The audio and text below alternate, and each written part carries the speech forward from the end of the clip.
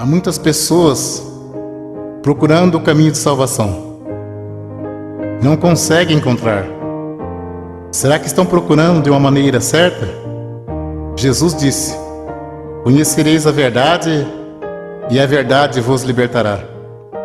Em Provérbios, capítulo 14, verso 12 diz: há caminho que ao olho do homem parece direito, mas o fim dele são os caminhos da morte.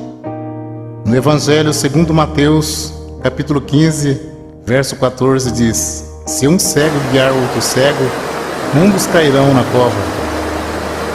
Em Jeremias capítulo 17, verso 5 diz: maldito o homem que confia no homem.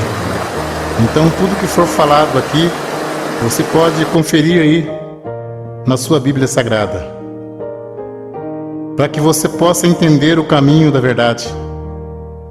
Se Deus não tivesse plano de salvação na tua vida, esta mensagem não teria chegado até você. Entrai pela porta estreita, porque largo é o caminho que conduz à perdição, e muitos são os que entram por ela. O apóstolo Paulo escreveu: se o julgamento começa por nós, qual será o fim daqueles que são desobedientes ao Evangelho de Deus? Se alguém não valorizar a palavra de Deus, com certeza dirá naquele dia: eu pensei que todos os caminhos levassem a Deus. O apóstolo Paulo escreveu aos Gálatas, capítulo 1, versos 6, 7, 8 e 9: maravilho-me de que tão depressa passeis daquele que vos chamou a graça de Cristo para outro evangelho, o qual não é outro. Mas há alguns que vos inquietam e querem transtornar o evangelho de Cristo. Mas ainda que nós mesmos, ou um anjo do céu, vos anunciar outro evangelho além do que está escrito, seja anátema. Assim como já vos dissemos, agora de novo vos digo: se alguém vos anunciar outro evangelho além do que já recebeste, seja anátema. Jesus Cristo disse: eu sou o caminho, a verdade e a vida. Ninguém vem ao Pai senão por mim. O Evangelho segundo João, capítulo 10, verso 9 ao 14. Jesus disse: eu sou a porta. Se alguém entrar por mim, salvar-se-á. E entrará e sairá e achará pastagem. O ladrão não vem senão a roubar, a matar e a destruir. Eu vim para que tenha vida e vida com abundância. Eu sou o bom pastor. O bom pastor dá sua vida pelas ovelhas, mas o mercenário e o que não é pastor, de quem não são as ovelhas, vê vir o lobo e deixa as ovelhas e foge. E o lobo as arrebata e dispersa. Ora, o mercenário foge porque é mercenário e não tem cuidado das ovelhas. Jesus disse: eu sou o bom pastor e conheço as minhas ovelhas e das minhas sou conhecido. Veremos agora em Apocalipse, capítulo 22, versos 18, 19, 20 e 21. Porque eu testifico a todo aquele que ouvir as palavras da profecia desse livro, que se alguém lhe acrescentar alguma coisa, Deus fará vir sobre ele as pragas que estão escritas neste livro. E se alguém tirar quaisquer palavra do livro desta profecia, Deus tirará a sua parte da árvore da vida e da cidade santa que está escrito neste livro. Aquele que testifica estas coisas diz: certamente cedo eu venho. Amém. Ora vem, Senhor Jesus. A graça de nosso Senhor Jesus Cristo seja com todos vós. Amém. Segunda Epístola, João, capítulo 1, verso 10 e 11. Se alguém vem ter convosco e não traz essa doutrina, não o recebais em casa, nem tampouco o saudeis, porque quem o sauda tem parte nas suas más obras. Segunda Epístola, Pedro, capítulo 3, versos 16, 17 e 18. Falando disso, como em todas as suas epístolas, entre as quais há ponto difícil de entender, que os indoutos e inconstantes torcem igualmente as outras escrituras para a sua própria perdição. Vós, portanto, amados, sabendo isto de antemão, guardai-vos de que, pelo engano dos homens abomináveis, sejais juntamente arrebatados, e descaiais da vossa firmeza. Antes crescei na graça e conhecimento de nosso Senhor e Salvador Jesus Cristo. A Ele seja dada a glória, assim agora, como no dia da eternidade. Amém. Segunda Epístola a Pedro, capítulo 1, verso 20 e 21. Sabendo primeiramente isto, que nenhuma profecia da Escritura é de particular interpretação, porque a profecia nunca foi produzida por vontade de homem algum, mas os homens santos de Deus falaram inspirado pelo Espírito Santo. Se a profecia não é de particular interpretação, então não temos nada que dizer que a doutrina é de Pedro ou de Paulo, mas sim doutrina de Jesus Cristo. Para termos a salvação, precisamos ter compromisso com a palavra de Deus.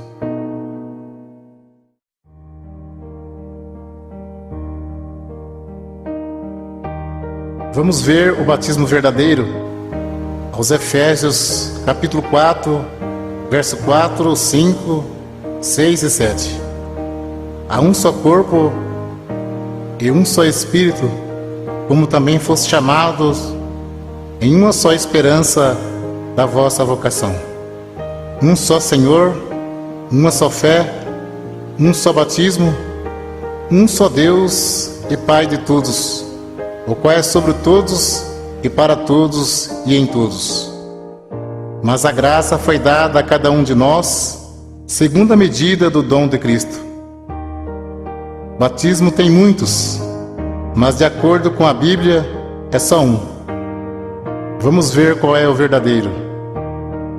Segundo Marcos, capítulo 16, verso 15, 16 e 17. Jesus disse: Ide por todo o mundo, pregai o evangelho a toda criatura. Quem crer e for batizado será salvo, mas quem não crer será condenado. E estes sinais seguirão aos que crerem em meu nome.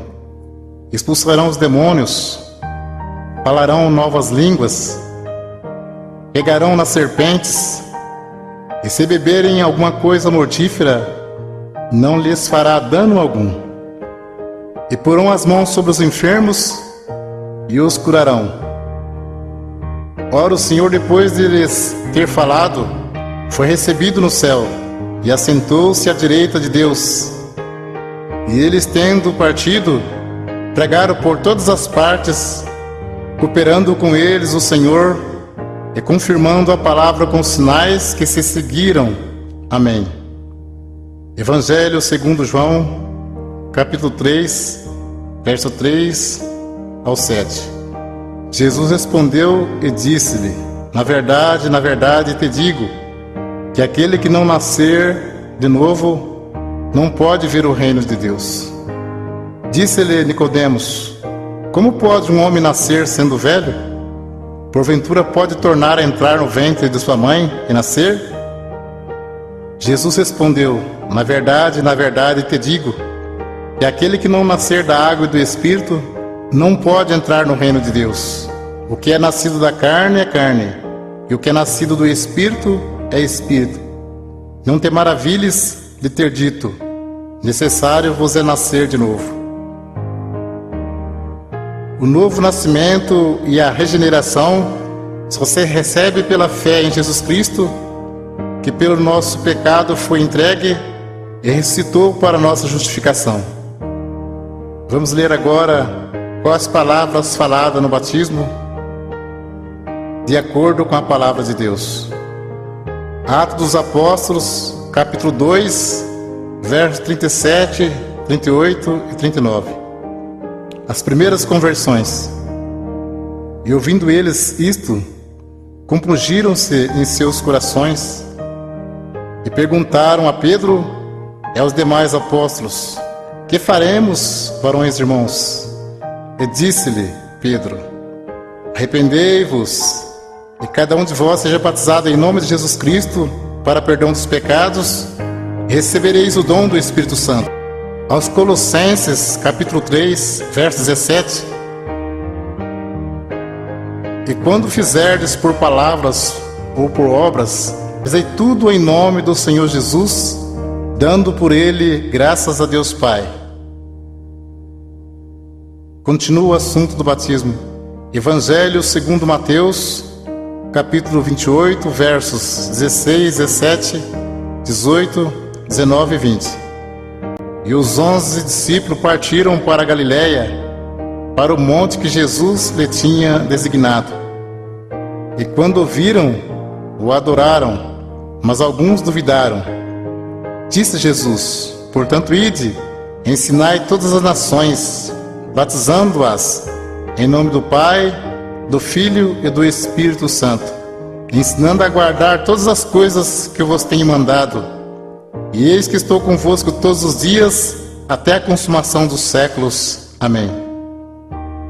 Então, conforme vemos, as palavras faladas no batismo de imersão nas águas é: em nome de Jesus Cristo te batismo, e em nome do Pai, do Filho e do Espírito Santo. Como se sauda o povo de Deus quando se encontra ou se despede?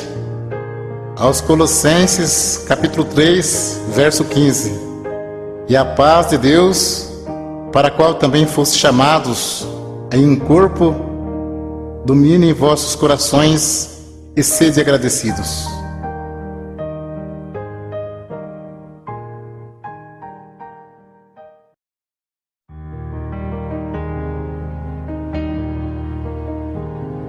Vamos ver doutrina Santo Ósculo. Nós vamos ver qual é a igreja de Cristo que diz na Sagrada Escritura. Aos Romanos, capítulo 16, versos 16, 17 e 18: saudai-vos uns aos outros com santo ósculo. As igrejas de Cristo vos saúdam. E rogo-vos, irmãos, que noteis os que promovem dissensões e escândalo contra a doutrina que aprendeste. Desviai-vos deles, porque os tais não servem a nosso Senhor Jesus Cristo, mas ao seu ventre, e com suaves palavras e lisonjas enganam os corações dos simples.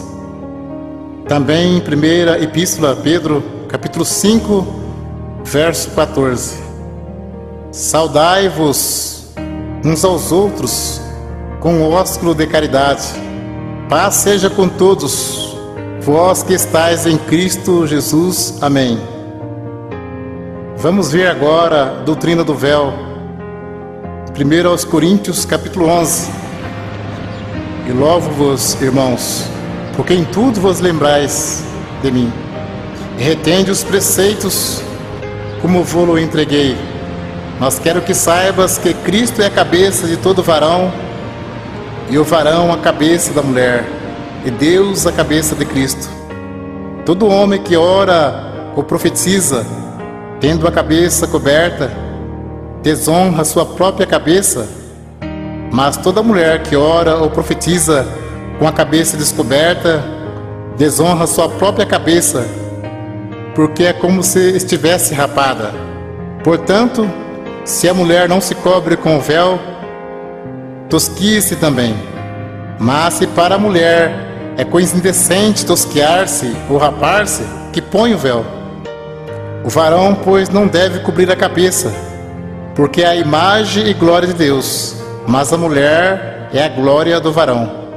Porque o varão não provém da mulher, mas a mulher do varão. Porque também o varão não foi criado por causa da mulher, mas a mulher por causa do varão. Portanto, a mulher deve ter sobre a cabeça sinal de poderio por causa dos anjos. Todavia, nem o varão é sem a mulher, nem a mulher sem o varão no Senhor.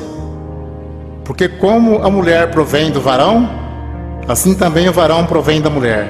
Mas tudo vem de Deus. Julgai entre vós mesmo. É decente que a mulher ore a Deus descoberta? Ou não vos ensina mesmo a natureza que é desonra para o varão ter cabelos crescidos? Mas ter a mulher cabelos crescidos lhe é honroso, porque o cabelo lhe foi dado em lugar de véu. Mas se alguém quiser ser contencioso, nós não temos tal costume, nem as igrejas de Deus. Até o texto diz como as mulheres devem se apresentar-se na igreja. Então é bem claro, ter a mulher cabelos crescidos lhe é honroso, porque o cabelo foi dado em lugar de véu. Então, se o cabelo é dado em lugar de véu, não pode cortar nem tosquear. Mas se para a mulher é coisa indecente tosquear-se ou rapar, que põe o véu. Se tivesse escrito somente do cabelo, não mandaria pôr, porque o cabelo já está no lugar. Uma cortina você põe e tira. O véu a mulher põe e tira. Uma pergunta: julgai entre vós mesmo. É decente que a mulher ore a Deus descoberta? Não. Para você entender mais fácil, aqui fala de 2 mandamentos. A mulher não pode cortar o cabelo, porque ter a mulher cabelos crescidos lhe é honroso, e tem que pôr o véu branco. Portanto, a mulher deve ter sobre a cabeça sinal de poderio por causa dos anjos. Tem que se cobrir com o véu quando for orar e profetizar. Vamos ler 1 Coríntios capítulo 14, verso 32 ao 37. Fala sobre a necessidade de ordem no culto, porque os espíritos dos profetas estão sujeitos aos profetas, porque Deus não é Deus de confusão, senão de paz. Como em todas as igrejas dos santos, as mulheres estejam caladas nas igrejas, porque lhes não é permitido falar, mas estejam sujeitas como ordena a lei. E se querem aprender alguma coisa, interroguem em casa seus próprios maridos, porque é indecente que as mulheres falem na igreja. Porventura saiu dentre vós a palavra de Deus, ou veio ela somente para vós? Se alguém cuida ser profeta ou espiritual, reconheça que as coisas que vos escrevo são mandamento do Senhor. Um esclarecimento para você saber como é a Santa Ceia. Jesus celebrou a última Páscoa, que era uma vez ao ano, e celebrou a primeira Santa Ceia, que se segue uma vez ao ano. A Santa Ceia é a lembrança do sacrifício e da morte de Jesus Cristo por nós, até que Ele venha nos buscar. Ceia todo domingo ou todo mês não se encontra nas Sagradas Escrituras. Ceia todo mês é maneira de prender a pessoa firme no pagamento do dízimos. Cuidado com isso. Deus abençoe pela atenção. Que Deus cumpra na sua vida a oração que Jesus Cristo fez ao Pai. Segundo Mateus, capítulo 11, versos 25 ao 30. Naquele tempo, respondendo Jesus, disse: Graça te dou, ó Pai, Senhor do céu e da terra, que ocultastes estas coisas aos sábios e entendidos, e revelaste aos pequeninos. Sim, ó Pai, porque assim te aprouve. Todas as coisas me foram entregues por meu Pai, e ninguém conhece o Filho senão o Pai, e ninguém conhece o Pai senão o Filho, e aquele a quem o Filho quiser revelar. Vinde a mim, todos que estáis cansados e oprimidos, eu vos aliviarei. Tomai sobre vós o meu jugo e aprendei de mim, que sou manso e humilde de coração, e encontrarei descanso para as vossas almas, porque o meu jugo é suave e o meu fardo é leve.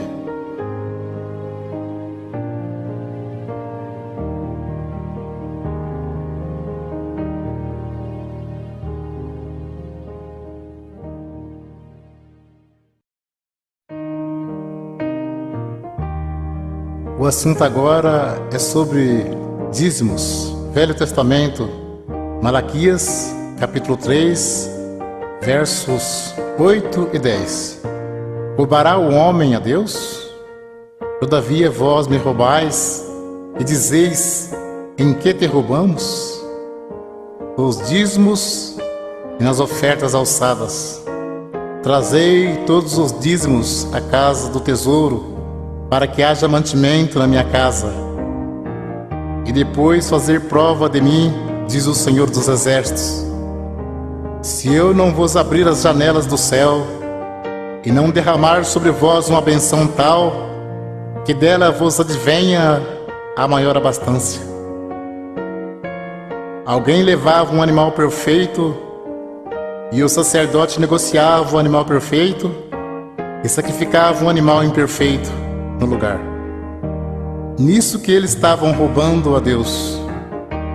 Digo sempre, Deus não usa dinheiro. Coleta é para o próprio bem do povo de Deus. Se Deus não abrisse as janelas do céu e não mandasse chuva, a terra não produzia alimento. As tribos de Israel receberam herança, menos a tribo sacerdotal, que era a tribo dos levitas. Eles não receberam herança, então eles recebiam parte do dízimos para se manter. Por isso que dizia, trazer os dízimos para que haja mantimento na casa do tesouro. Não se tratava de dinheiro, mas de mantimento. Não há mais casa do tesouro. Jesus disse, minha casa é chamada por todas as nações casa de oração. Evangelho segundo Mateus, capítulo 10, versos 5 ao 10. Jesus enviou esses 12, ele ordenou dizendo, não ireis pelo caminho das gentes, nem entreis em cidade de samaritanos, mas ide diante as ovelhas perdidas da casa de Israel. E indo pregai, dizendo, é chegado o reino dos céus. Curai os enfermos, limpai os leprosos, ressuscitai os mortos, expulsai os demônios, de graça recebestes, de graça dai. Não possuai ouro, nem prata, nem cobre em vossos cintos, porque digno é o operário do seu salário.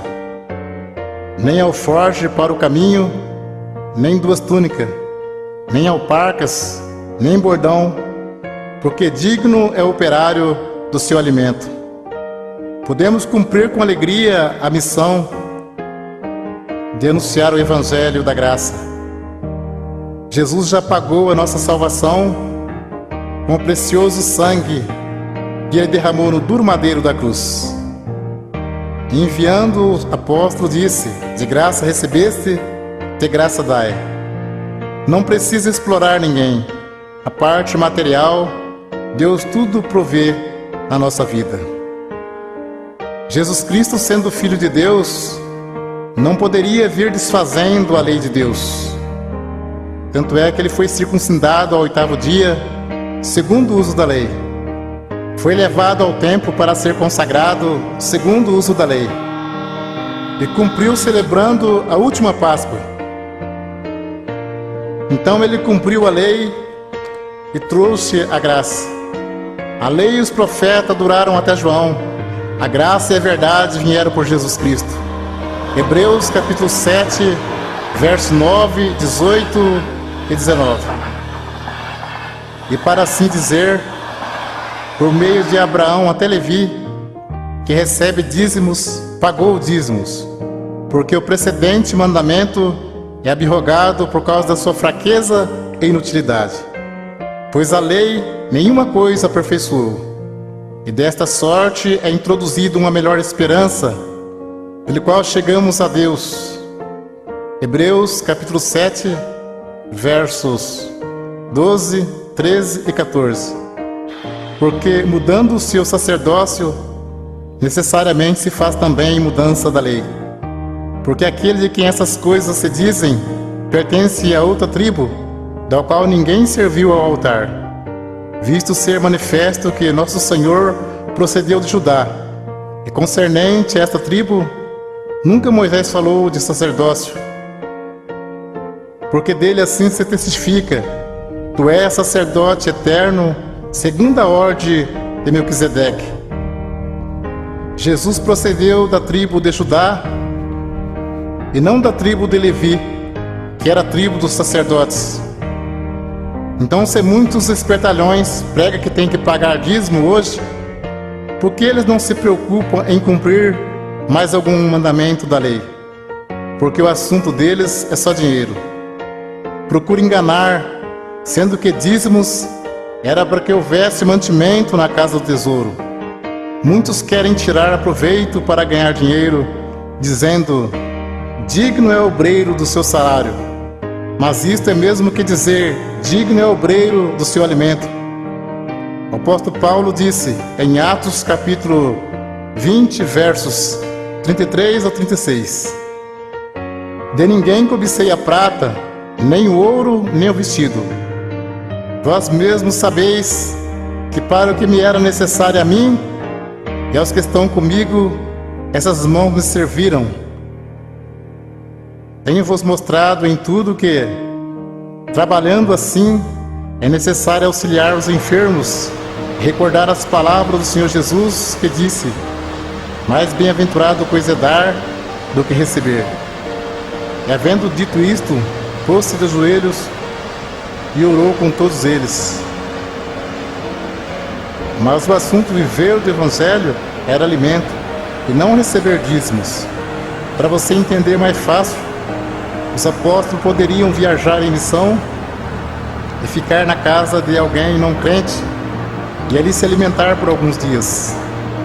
E como Deus estava chamando também pessoas pobres, em vez dos apóstolos pedir dinheiro aos novos convertidos, eles os ajudavam. Vamos ler aos Romanos capítulo 15, versos 26 e 27. Porque pareceu bem a Macedônia e a Caia fazerem uma coleta para os pobres dentre os santos que estão em Jerusalém. Isso lhe pareceu bem,